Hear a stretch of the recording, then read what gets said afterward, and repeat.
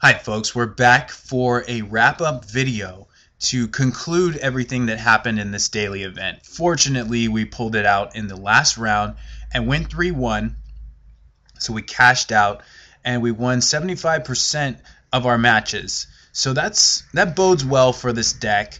We ended up facing blue decks all night long. 3 mono blue Delver decks, aka mono blue fairies, and a blue black Cloud Post deck.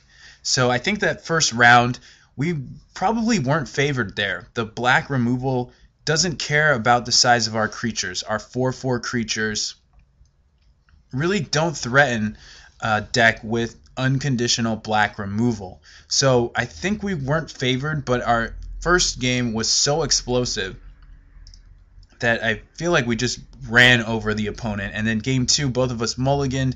It's a bit of a crapshoot. Our keep, we ended up drawing out of it. It was very bad, but we didn't have much choice. And again, I think we just kind of got there on the back of this deck tending to do some broken things.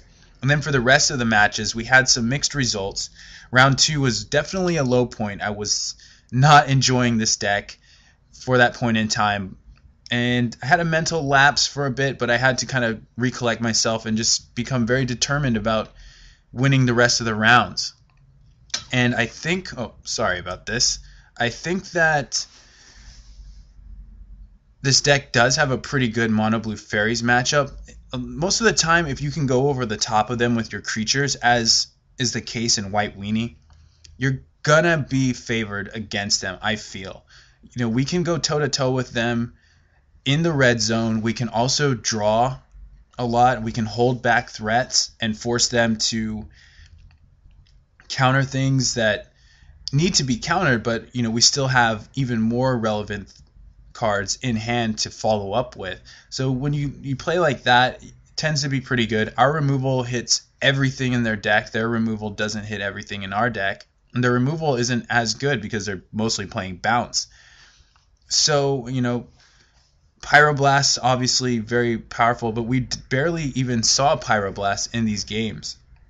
So that kind of leads me to believe that even when we didn't see our best card in the matchup, we still put up good numbers. We went 6-2, I think, against Delver.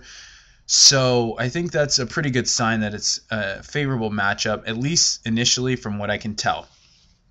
Now, things I might change with the deck. Springleaf Drum in the late game was pretty unimpressive. Obviously, it's a terrible top deck, but you do want the redundancy because from game to game, you want to see one of these early. So I could see cutting a Springleaf Drum, maybe playing a Chromatic Star, or a Chromatic Sphere, excuse me, and replacing that. I'm not positive. What else did I notice about the games? Not a whole lot. I definitely am liking the simplification down to 3 colors so far.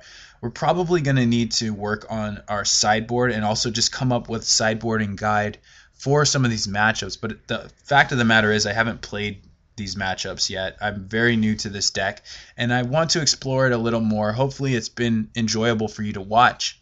But that's pretty much all I have to say. I would love some feedback here. Please give me your comments. Let me know what you think of the deck as a whole, how you like it in this metagame. Also tell me what you think of my list, the list I'm playing currently, what you would change, what you think's good about it, and what do you want to see in the future? Do you want me to play this again? Do you want me to play something else? What do you want to see? I'm very open to suggestions, so let me know. And as far as that goes, I think we're done here. We're going to see you for the next episode of Dime a Dozen very soon. And thanks again for watching. Please do comment, and we'll talk to you later.